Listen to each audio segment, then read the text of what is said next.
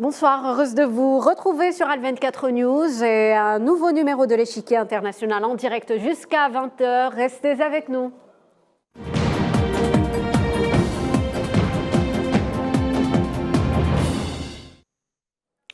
Et ce soir, on s'intéresse au développement de la situation en France, le pays qui se trouve face à une grave crise politique.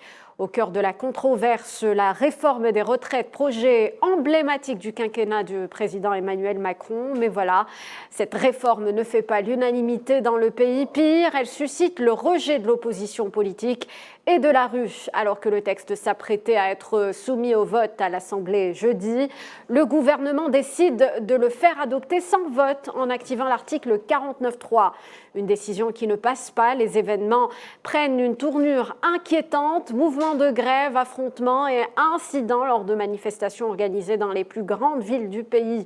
Motion de censure déposée également contre le gouvernement. La France fait-elle face à l'une de ses plus graves crises politiques ? On va en débattre ce soir avec nos invités et tenter surtout de décrypter les conséquences d'une telle crise. On en parle avec Carole Sabat, avocat au barreau de Paris, essayiste. Bonsoir. Bonsoir, Rim. Nazim Sini est avec nous en ligne. Bonsoir. Vous êtes professeur agrégé en économie à l'université Aix-Marseille, vice-président de l'Office méditerranéen économique. Bonsoir Nazim Sini. Bonsoir et merci pour votre invitation. Et nous avons le plaisir d'avoir avec nous depuis Paris également Laïd Bellatrache, chercheur universitaire. Bonsoir Laïd Bellatrache, merci d'être avec nous ce soir.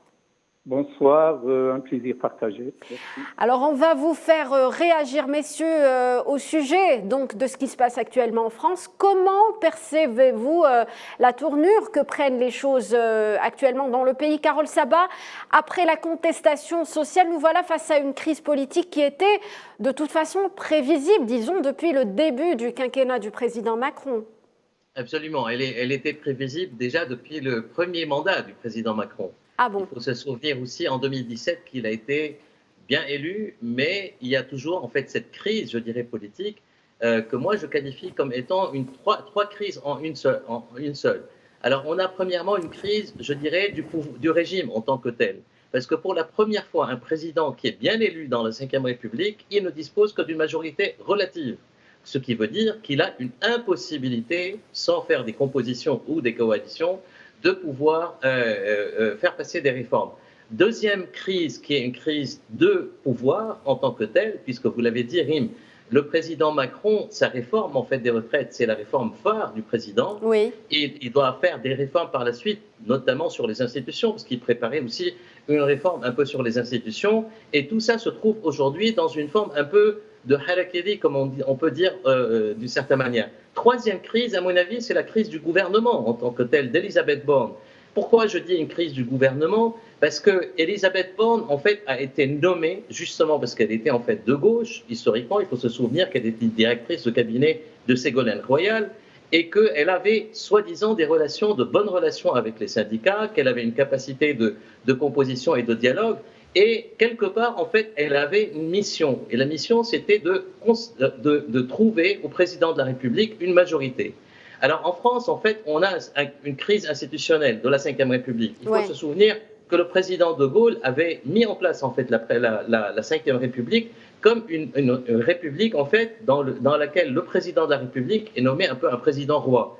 Il dispose de tous les leviers du pouvoir en tant que tel, mais la Ve République était déjà une république qui donnait de larges majorités au président de la République. Et en fait, les difficultés ont commencé il y a une dizaine, quinzaine d'années. On commence à avoir en fait un environnement, je dirais, qui est un peu effrité. Aujourd'hui, on se retrouve avec un président qui a une majorité relative et il n'y a pas de culture de coalition comme en Allemagne. C'est-à-dire que Elisabeth Borne avait deux possibilités de faire. Soit de faire une coalition, c'est-à-dire la culture de la coalition qu'on n'a pas, que les Allemands ont parfaitement, c'est-à-dire composer avec les LR, puisqu'en fait, le président se retrouve entre un bloc quasi insurrectionnel de gauche, d'extrême gauche, et un bloc quasi insurrectionnel quelque part de droite, avec le Rassemblement national, et avec un petit bloc, en fait, qui est lui-même en crise des républicains, en fait, ce qui reste des républicains. Et donc, la seule possibilité pour le président et pour Elisabeth Borne, c'était de faire un contrat de gouvernement, une coalition, et depuis le début, de se mettre d'accord vraiment sur cela et de signer un contrat. Elle n'a pas choisi cette voie. Le président n'a pas choisi cette voie. Il voulait toujours, en fait, aller un peu dans des négociations bilatérales ou individuelles, et donc il ne voulait pas se mettre dans une situation de devoir quelque chose aux Républicains, alors que le président Sarkozy il avait conseillé de faire cela. Et on se retrouve aujourd'hui avec cette réforme, à la dernière minute, il ne savait pas qui était avec qui. Pourquoi? Parce que les trois blocs, en fait, sont aujourd'hui en crise. On a une crise profonde, je dirais, du LFI, la France insoumise, avec Mélenchon, en fait, qui cherche à se redonner un nouveau rôle. Mais on est loin, je dirais, on a vu, en fait, comment c'était le climat un peu insurrectionnel à l'intérieur même de l'Assemblée, de la part, je dirais, d'une grande partie, ce qui ne correspond pas du tout à la logique ni de la Ve République. Et du côté de Marine Le Pen, tous les sondages, et même il y a un sondage très très récent, on pensait que cette situation allait lui profiter en tant que telle. En fait, ils ne reviennent pas en arrière, le Rassemblement national, mais en cas de dissolution de l'Assemblée nationale, ils ne feront pas un tsunami comme en fait les gens du Rassemblement national Alors, le Maître disent. Carole Sabat, d'après ce que vous venez de dire, on comprend mieux que la France est clairement face à une impasse, une crise multidimensionnelle pour tenter... Je termine un point. Oui, allez-y. Et je signale en fait un roman qui vient de sortir, un roman de science-fiction politique de Marc Duguin, en fait, qui est connu en fait pour ses romans qui sont très connus, et il vient de sortir Tsunami, justement sur la présidence d'un jeune président néolibéral, et donc bien sûr c'est un roman de science-fiction politique, mais il aboutit à une forme de décomposition du schéma politique français. Et on est en pleine décomposition. On est en pleine décomposition, Maître Carole Sabat. Justement, on va tenter de décrypter la situation. Et en défilant justement les événements, le gouvernement avait dans un premier temps privilégié le vote du projet avant de décider en fin de compte d'activer cet article 49.3. Ce n'est pas la première fois que l'article est déclenché. Laïd Bellatarash, comment expliquez-vous ce revers de dernière minute de la part du gouvernement d'Elisabeth Borne? Merci. Moi, je considère également, après avoir bien écouté ce qui a été dit, et de l'approuver essentiellement, moi, je me dis d'abord que pour les pays du Sud, bien sûr, cette crise-là, c'est une crise qui se passe aujourd'hui en France, mais qui intéresse l'opinion publique, l'opinion mondiale, et que toutes les démocraties sont fragiles, même quand elles ont 3 siècles d'existence. Et permettez-moi de commencer par là, comme une substance, comme une caution, entre parenthèses, morale, et que de dire et d'imposer des démocraties actives et urgentes pour des peuples naissants et pour des républiques naissantes. Les peuples datent de siècles et de siècles qui sont ancrés dans l'histoire, mais pour des républiques naissantes, on se rend compte combien et comment tout le monde est élève dans la grande cour et dans la grande école de la démocratie. Maintenant, on s'est habitué dans les systèmes politiques à des échiquiers et également à un avantage arithmétique. On a une majorité numérique et on est donc à l'abri, alors que faire de la politique, c'est une négociation permanente, c'est un entretien permanent de relations, de négociations, de rechercher des passerelles, de rechercher des cautions communs pour essayer justement d'apporter des solutions. N'oublions pas que si la crise est profonde aujourd'hui, c'est qu'il s'agit de la retraite qui n'a pas qu'une dimension financière et comptable et économique, mais qui a une dimension humaine que beaucoup de gens ressentent très très fort. Et justement, quand le poids de la solution pèse notamment sur les gens qui ont déjà donné le tribut de la sueur et parfois le tribut du sang. Et donc, c'est pour cela qu'il y a cet écho dans la rue. C'est pour cela, c'est vrai que le 49.3 n'est pas inconstitutionnel. Bien sûr qu'il fait partie de la Constitution, qu'il est politique, qu'il est dans toute la légalité. Mais là, vous avez déjà une majorité qui a voté contre cette loi et vous avez également le peuple qui s'est soulevé d'une façon presque inédite justement pour contrecarrer tout cela. Et donc, parfois, le meilleur de la politique, on n'en est pas là pour donner des leçons aux uns et aux autres, faire de la concession, c'est aussi de la politique, et peut-être même que la politique, après tout, ce n'est que peut-être que l'art de la concession. Alors, de la concession utile, de la concession constructive, de la concession sage qui permet d'un pays à aller de l'avant. Alors, Laïd Bellatarache, vous y voyez cette controverse autour de la réforme de retraite en France, un problème donc de démocratie. Voyons ce qu'en pense l'économiste Nazim Sini, activé donc l'article 49.3. Donc, dans la conjoncture actuelle, on le sait, les syndicats avaient déjà alerté sur les conséquences d'une telle décision. Les syndicats qui avaient d'ailleurs essayé d'entamer des négociations avec le gouvernement. À quoi peut-on s'attendre? Jusqu'où peuvent aller donc les choses actuellement quand on voit donc ces débordements au cours des manifestations dans les rues des différentes villes, des plus grandes villes en France actuellement? Écoutez, pour tout vous dire, la situation est extrêmement préoccupante et inquiétante parce que nous sommes en train de franchir des paliers en matière de violence, en matière de manifestation. Ça ne vous a pas échappé qu'hier, il y avait de très grandes manifestations à Paris qui ont débouché sur presque un climat insurrectionnel et des émeutes, des affrontements avec les forces de l'ordre. Déjà, vous savez très bien qu'à Paris, il y a une grève des éboueurs où il y a 10 000 tonnes de déchets qui jonchent les rues de Paris. Là, actuellement, dans le sud de la France, pour vous raconter une petite anecdote, j'ai mis plus de 2 heures pour trouver de l'essence. Oui. Donc, il commence à avoir une pénurie d'essence puisqu'il y a une grève qui a été entamée par le personnel des terminaux pétroliers. Donc, vous avez 6 raffineries sur 7 qui sont aujourd'hui bloquées en France. Donc, on va revivre le même scénario catastrophe que durant l'automne dernier. Et cette succession de crises, et je rejoins parfaitement ce qui a été dit plus tôt. En fait, on est en train de vivre une véritable crise de régime et une crise de démocratie. En fait, la Ve République n'a jamais été aussi proche de la faillite, j'allais dire, si je peux me permettre d'utiliser ce terme. Et en fait, les syndicats avaient alerté déjà le président Macron et Elisabeth Borne que l'utilisation du 49.3 serait la goutte d'eau qui ferait déborder le vase. Et là, aujourd'hui, le risque, il est clairement la chute d'abord du gouvernement Borne, c'est-à-dire qu'on n'est pas à l'abri avec la motion de censure qui sera présentée demain. Si elle requiert l'ensemble des voix nécessaires, on va assister à l'effondrement du gouvernement Borne et donc la dissolution du Parlement et la convocation de nouvelles élections législatives par le président Macron. Donc, et en plus, tout ça, vous imaginez bien, ça intervient dans un contexte très difficile puisque nous avons une inflation qui est explosive.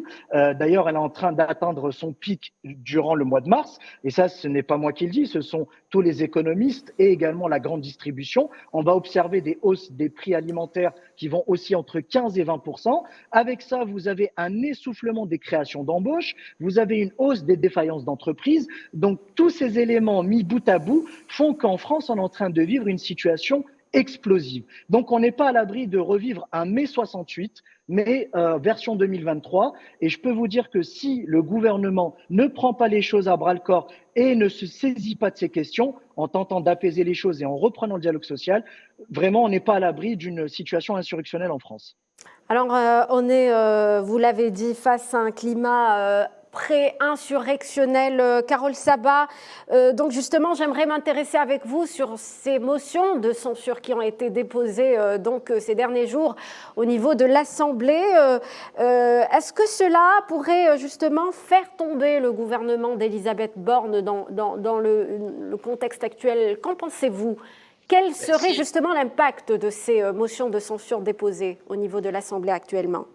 Alors personnellement, en fait, je m'inscris un peu en faux par rapport, je suis d'accord avec tout ce que M. Bellatarache a dit et M. Simi aussi, sur la situation qui est quasi explosive, mais je ne pense pas qu'on est dans une situation insurrectionnelle, et je vous dirais pour 2 raisons. Parce qu'en grande partie, l'extrême gauche, elle est au Parlement aujourd'hui, à l'Assemblée nationale, et l'extrême droite ou la droite extrême est au Parlement aujourd'hui. Et donc, il y a beaucoup à perdre pour eux, parce que lorsqu'on rentre dans la logique du pouvoir, on goûte au pouvoir et puis on a des difficultés de pouvoir s'en débarrasser. Et donc, je pense qu'aujourd'hui, la situation va rester un peu dans une situation un peu de bras de fer, quelque part. Oui. Alors, c'est pour ça que je pense en fait qu'on n'est pas dans une logique insurrectionnelle. C'est vrai que, comme l'a dit M. Sini, on est dans le cadre d'une crise de régime, d'une crise de la Ve République, parce que jamais la Ve République n'a connu une décomposition politique avec 4 blocs en fait qui sont à l'Assemblée nationale, qui chacun ne peut constituer une majorité. Et c'est pour ça que j'arrive en fait à la motion de censure. Oui. À mon avis, la motion de censure ne passera pas. Parce que là aussi, les députés du LR, en fait, des Républicains qui ont fait défaut, je dirais, pour faire voter parce qu'il y avait des marchandages, il ne faut pas l'oublier, des négociations, qui ont fait défaut en fait au gouvernement pour lui faire passer en fait cette réforme, n'ont aucun intérêt aujourd'hui de faire tomber le gouvernement Borne et d'aller vers des élections législatives. Et donc, à mon avis, pour qu'elle puisse obtenir en fait la motion censure pour qu'elle aboutisse, il faut qu'il y ait une majorité qualifiée, une majorité absolue, c'est-à-dire 287 voix à l'Assemblée nationale. Aucun bloc ne peut l'aboutir tout seul, ni le LFI, ni du côté du NUPES, ni du côté du Rassemblement national. Et je pense qu'en grande partie, les députés LR qui ont fait défaut au gouvernement vont voter contre en fait la motion de censure. Donc, à mon avis, il n'y a ni risque, en fait, à mon avis, de démission du gouvernement, ni de dissolution, parce qu'en fait, les choses ne sont pas liées. Si la motion de censure passe, le président, en fait, c'est la réforme qui tombe, parce qu'en fait, elle est associée à la motion de censure. Oui. Si elle ne passe pas, c'est la réforme qui devient effective en tant que telle, et donc le 49.3 aura ses pleins effets. Mais Carole Saba, vous êtes d'accord avec moi que le gouvernement d'Elisabeth Borne est actuellement et plus que jamais en position difficile. Comment va-t-il s'en sortir face à une telle situation? À mon avis, le président était devant un choix cornélien quelque part. C'est-à-dire toutes les décisions étaient mauvaises. Celle de faire, malgré en fait le fait que le comptage n'était pas abouti pour avoir en fait une majorité et faire le vote en tant que tel, parce qu'il y avait quelques députés qui n'ont pas suivi, je dirais, les décisions du Parti républicain. Et il ne faut pas oublier que M. Bellatrache a dit en fait qu'il y a eu un vote de majorité contre la réforme. Ce n'est pas vrai. En fait, il y a eu un vote pour la réforme au Sénat de droite, et à l'Assemblée nationale, il n'y a jamais eu de vote. Pourquoi? Parce qu'il y a eu obstruction de vote. Ouais. C'est-à-dire le LFI ont empêché en fait le vote. Et c'est pour ça qu'on se retrouve aujourd'hui dans cette situation. Et donc aujourd'hui, le 49.3 a été utilisé. Bien sûr qu'Elisabeth Borne, aujourd'hui, elle est fragilisée, mais le président n'avait pas d'autre choix que soit de passer directement en force et de demander un vote au risque d'essuyer en fait un échec au niveau du vote et de perdre en fait la réforme en tant que telle, soit d'associer la réforme en tant que telle au 49.3 en tant que telle et forcer quelque part les Républicains à voter contre la motion de censure et donc faire passer en fait la réforme. C'est un jeu politique qui est très cynique et dans lequel les partis, une grande majorité des députés troublions quelque part du Parti républicain ont joué ce jeu. Mais aujourd'hui, ils n'ont aucun intérêt de jouer, de faire tomber en fait le gouvernement Borne. Ceci étant dit, elle est parfaitement fragilisée. Elle est parfaitement fragilisée parce qu'à la base, en fait, le président aurait dû choisir une personnalité de droite affichée clairement et non pas une personnalité de gauche, une technicienne en tant que telle. Même si le travail qu'elle a fait, Elisabeth Borne, et là, il faut être juste avec elle, c'est un travail remarquable qu'elle a fait sur pas mal de sujets. C'est une bonne technicienne, c'est quelqu'un qui a beaucoup de flegme, mais ce n'est pas la personne qui était nécessaire pour trouver en fait une majorité au président.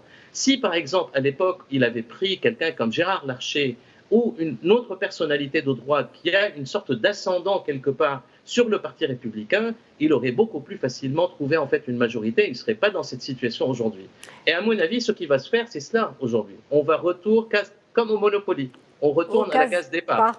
Laïd Bellatrache, votre position justement sur les conséquences politiques de ces motions de censure déposées au niveau de l'Assemblée en France? Oui, on pourra dire qu'une partie des LR pourra tenter de se racheter pour essayer d'empêcher, c'est-à-dire pour adhérer, pour signer la motion de censure, mais rien n'est sûr. Rien n'est sûr, mais même s'il n'y aurait pas, demain, par exemple, si cette loi passera, et si il n'y aura donc pas de dissolution du gouvernement. La première ministre actuelle, Mme Elisabeth Borne, aura du mal à gérer. Parce que les séquelles politiques de cette tempête et de cette grande crise ne se vont pas s'estomper et s'effacer du jour au lendemain. Donc, elle va laisser de grandes séquelles, profondes séquelles. Déjà, bien avant cette tempête-là, Madame Borne avait des difficultés à rassembler autour d'elle donc l'une d'une décision, Oui. comme il a été dit par mes confrères dans ce débat. Donc, il sera difficile après. Et moi, je dirais également aujourd'hui, bien sûr, moi, je ne suis pas un penseur ou un précurseur de quoi que ce soit, mais si toutefois, avec ces crises actuelles, à chaque fois et dans plusieurs situations, on voit que les démocraties sont très fragiles. Et si il y a de certains qui penseraient déjà que si même la démocratie est appelée à être plus démocratique qu'il le faut, et à repenser et à redéfinir la démocratie au nom des variantes nouvelles et au nom des révolutions de la société. Il semblerait que ces définitions que nous avons, que ces repères de démocratie répondaient à une logique d'un certain temps et qu'aujourd'hui, avec l'avènement des réseaux sociaux, Oui. avec les évolutions sociales, avec les ouvertures possibles, il y a lieu de repenser même la démocratie en soi. Justement, Oui. Justement, Monsieur El Aid Belatrachi, on va justement donner la parole à Nazim Sini pour comprendre où vont mener toutes ces divergences actuellement autour de cette réforme des retraites qui, rappelons-le, et tous les observateurs, tous les économistes le disent, est nécessaire en France. Nazim Sini. Tout à fait. Oui, parfaitement. Elle est nécessaire. Après, ce qui pose problème, si vous voulez, c'est la plupart des observateurs et des analystes se demandent pourquoi cette réforme a-t-elle été voulue aussi rapidement et immédiatement. Il n'y a pas le feu à la demeure, comme dirait l'expression, mais c'est vrai qu'elle est primordiale, vitale pour le maintien de l'équilibre du régime. Oui. Nous en avons déjà parlé ensemble, vous vous souvenez, Madame Bokhari, où je vous disais que, en fait, aujourd'hui, le régime des retraites par répartition tel qu'il a été conçu en France est structurellement déficitaire. Oui. Vous avez, avec le vieillissement de la population, une baisse des actifs et une hausse des retraités. Mais c'est aussi, permettez-moi de vous le dire, un acquis social auquel les Français y tiennent actuellement, plus que jamais. Mais bien sûr. Mais vous savez, on peut être fidèle à des convictions, on peut défendre des acquis sociaux, mais aussi accepter la modernisation de son pays. Et surtout aussi, de par le devoir de responsabilité, il est important de dire aux Français et aux Françaises que leur régime de retraite est en péril, tel qu'il est conçu aujourd'hui. On parle quand même d'un déficit à l'horizon de 2030 de près de 20 milliards d'euros. Donc vous imaginez, c'est énorme. C'est quand même leur retraite future qui est mise en danger. Maintenant, la question qui se pose, c'est est-ce qu'il y a d'autres solutions, d'autres possibilités sur la table pour éviter le déficit de ce régime ou l'allongement de la durée, l'allongement du départ à la retraite? C'est ça la question que voulaient mettre sur la table les syndicats, mais selon toute vraisemblance, il faut réformer ce régime, que l'on veuille ou non. Et ça, il faut que l'ensemble des syndicats et l'ensemble de la société civile le comprennent. Moi, pour moi, et c'est vraiment quelque chose qui n'engage que moi, c'est que cette réforme a été mal vendue au grand public. En fait, dans l'opinion publique, il y a un rejet parce que cette réforme n'est pas comprise et parce que aussi, on a le sentiment que l'on va toucher à des acquis justement qui sont très précieux chez les Français. Nazim Sini, la question se pose également sur les issues qu'il faudra justement choisir pour apaiser les tensions actuellement qui sont dans la rue, n'est-ce pas? Écoutez, pour moi, il y a une chose, c'est rétablir le dialogue social. On a un très mauvais dialogue social en France. Comparé aux Allemands, comparé à d'autres pays d'Europe, effectivement, on n'a pas cette culture du compromis, cette culture de la négociation. Et en fait, en France, tout s'est arraché à travers des révolutions, à travers l'affrontement. Et ça, c'est aussi un des principes du côté syndical qu'il faudrait aussi revoir. Donc, je pense qu'il faut rétablir le dialogue et aussi lâcher du lest sur d'autres choses. Donc, je pense que là, il faut il faut apaiser les tensions. Donc, pour conclure, hein, on arrive pratiquement à la fin de cette émission. Carole Saba, vous, en tant qu'avocat, d'un angle géopolitique, à quelles conséquences peut-on s'attendre? Est-ce que ce qui se passe, cette crise en France, aurait donc sans doute des conséquences d'un angle géopolitique? Moi, je voudrais mettre un éclairage différent en fait par rapport à ce qui a été dit un peu sur la question en fait du syndicalisme. Vous savez que le syndicalisme en France est en crise actuellement. La CGT connaît aujourd'hui une transition qui est très violente à l'intérieur. FO idem, la CFDT idem. Le syndicalisme en France on ne peut pas le comparer au syndicalisme allemand.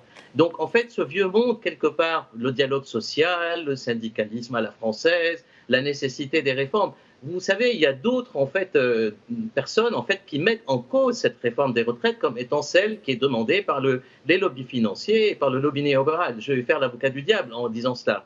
Il y a des partisans d'une autre politique, là par exemple Zemmour, que ce soit le Rassemblement national, que ce soit LFI, ils prônent une autre politique dans laquelle on sort complètement de ce contexte. Moi, je citerai pour terminer en fait Gramsci. Gramsci, il a dit le vieux monde est en train de passer et tarde à passer. Le nouveau monde tarde à venir et entre ce clair-obscur, les monstres jaillissent. On est aujourd'hui dans une recomposition mondiale qui est aussi très importante. Et il ne faut pas oublier que l'Europe, en fait, est en guerre. La guerre est aux portes de l'Europe.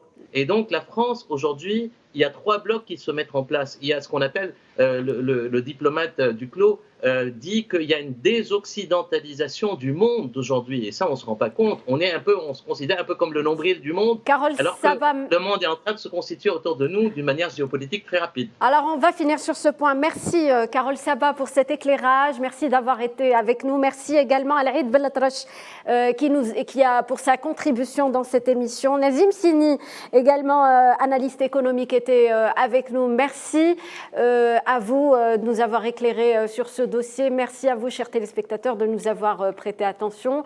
Passez une très bonne soirée sur Al 24 News.